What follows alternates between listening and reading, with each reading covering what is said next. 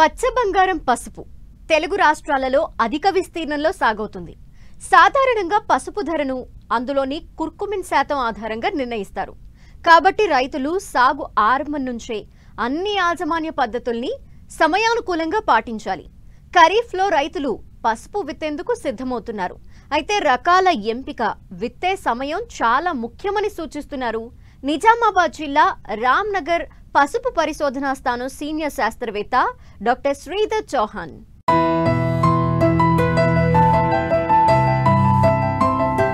అంతర్జాతీయంగా పసుపుకు మంచి డిమాండ్ ఉండడంతో ఉభయ రాష్ట్రాలలోని రైతులు దీని సాగుకు ఆసక్తి చూపిస్తున్నారు. ముఖ్యంగా తెలంగాణ ప్రాంతంలో ఆదిలాబాద్, నిజామాబాద్, కరీంనగర్, వరంగల్ జిల్లాల్లోనూ, ఆంధ్రప్రదేశ్లోని శ్రీకాకుళం, విశాఖపట్నం, ఉభయ గోదావరి జిల్లాలు, కృష్ణా, గుంటూరు, కడప, కర్నూలు జిల్లాలలో దీని సాగు అధికంగా ఉంటుంది.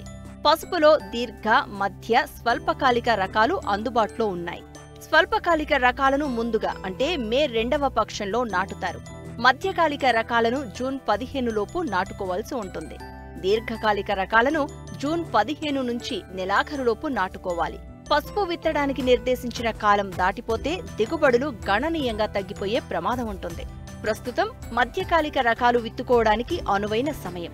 ఖరీఫ్ కాలానికి పసుపు రైతు సమాయత్తమవుతున్న వేళ రకాల ఎంపిక, అంతర పంటల సాగులో తీసుకోవాల్సిన మేలైన యాజమాన్యం గురించి తెలియజేస్తున్నారు నిజామాబాద్ జిల్లా రామ్నగర్ పసుపు పరిశోధనా స్థానం సీనియర్ శాస్త్రవేత్త డాక్టర్ శ్రీధర్ చౌహాన్. ఈ ఏక పంట పసుపుగా సాగు చేసుకొని అందులో మొక్కజొన్న మాత్రము వానాకాలంలో సాగు చేసుకునే అవకాశం ప్రస్తుతం గవర్నమెంట్ నిబంధనల ప్రకారం వద్దని చెప్తా ఉన్నారు. అందుకని ఈ విషయాన్ని కొద్దిగా రైతులు దృష్టిలో పెట్టుకొని పసుపుని మొక్కజొన్న పంట కాకుండా అవసరం అనుకుంటే కంది పంటతో మనము అంతర పంటగా ముందుకెళ్తే మంచిది. అయితే మొక్కజొన్న పసుపు తీసుకుంటే మనకి 3 వరుసల మనకి పసుపు, తర్వాత 1 వరుస మొక్కజొన్న, ఇది ఒక పద్ధతి ఉంది. లేదా 1 వరుస మొక్కజొన్న, 1 వరుస పసుపు, ఇట్లా 2 రకాలుగా రైతులు పోతూ ఉన్నారు. అదే మనం పసుపు కందిని అంతర పంటగా సాగు చేసుకునే విషయానికి వస్తే 2 కంది వరుసల మధ్యలో కనీసము 1.8 మీటర్లు నుంచి 2.4 మీటర్ల ఎడం పెట్టుకొని అందులో వీలున్నంత వరకు 7 లేదా 8 వరుసల పసుపుని మనం సాగు చేసుకోగలిగితే రైతుకి లాభసాటిగా ఉంటుందనేది నా అభిప్రాయము.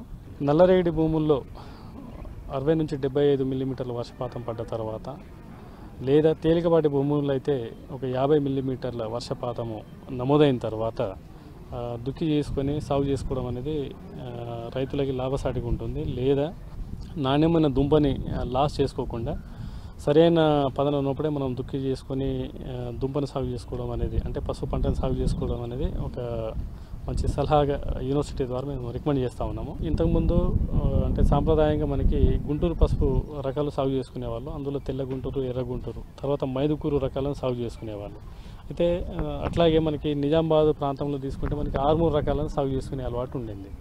ఈ 3-4 రకాలైన రకాలతో పాటు ఈ మధ్యలో అంటే గత 5-6 సంవత్సరాలుగా రైతుల దగ్గర ఆమోదం పొందిన రకాల విషయానికి వస్తే దీర్ఘకాలిక రకమైన సేలం రకము అనేది ఒక మంచి దిగుబడినిచ్చే రకంగా ఐడెంటిఫై చేయడం జరిగింది.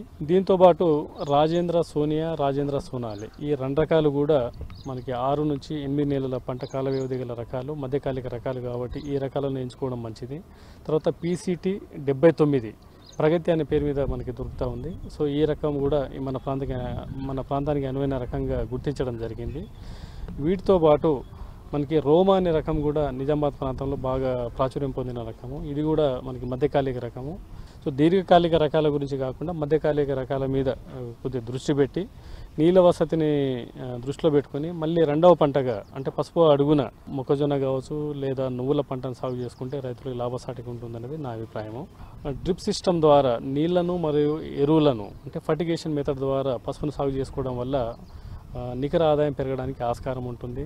తర్వాత పసుపు కొమ్ము కూడా మనకు అనుకున్న ఈ మధ్యకాలిక రకాలను సాగు చేసుకొని అందులో దుంప బాగా ఊరడానికి, తర్వాత దుంప సైజు పెరిగి మంచి రికవరీ రావడానికి పూర్తిగా ఆస్కారం ఉంటుంది. కాబట్టి ఈ పాత సాంప్రదాయ పద్ధతి కాకుండా ఈ వెడల్పైన బోదెల కాలువల పద్ధతి, లేదా ఇంతకుముందు ఏదైతే బోదెలు కాలువల పద్ధతి అంటే కేవలం ఒక 40 ఫీట్నర డిస్టెన్స్లో ఏదైతే కాలువలు చేసుకుంటారో, బోదెలు చేసుకుంటారో ఆ పద్ధతులు, ఈ 2-3 రకాలైన పద్ధతుల్లో ఏదైనా ఒకటి ఎంచుకొని పసుపును సాగు చేసుకోవడం అనేది మంచిది.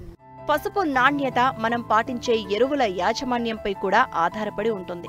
కేవలం రసాయన ఎరువులపై ఆధారపడకుండా సమగ్ర పోషక యాజమాన్యంలో భాగంగా సేంద్రియ ఎరువులను పంటకు అందించినట్లయితే సాగు ఖర్చులు తగ్గడమే కాదు, నాణ్యమైన దుంపలను పొందవచ్చు.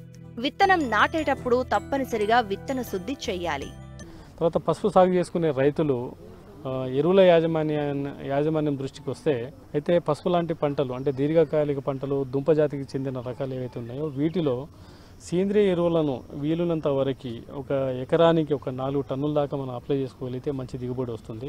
ఈ సేంద్రియ ఎరువులతో పాటు రసాయనిక ఎరువులను ఇంటిగ్రేటెడ్ న్యూట్రియంట్ మేనేజ్మెంట్ మేనర్లో మనం ముందుకెళ్తే మంచిది. అయితే సాయిల్ హెల్త్ కార్డే అన్నిటికీ బేసిస్ కాబట్టి సాయిల్ హెల్త్ కార్డును దృష్టిలో పట్టుకొని ఎరువుల యాజమాన్యం చేపట్టాలి. దుక్కి చేసుకునే సమయంలో ఒక ఎకరానికి 4 నుంచి 6 బస్తాల సింగిల్ సూపర్ ఫాస్ఫేటు, తర్వాత ఒక అర బ్యాగ్ పొటాషియం, తర్వాత అందులో ఒక 10 కిలోల జింక్ సల్ఫేటు, ఈ మూడింటిని ప్రాపర్గా మిక్స్ చేసుకుని దుక్కి చేసుకొని తర్వాత ఈ బోదెల సిస్టంలో మొత్తము ల్యాండ్ ప్రిపరేషన్ అంతా చేసుకొని పసుపును సాగు చేసుకుంటే మంచిది.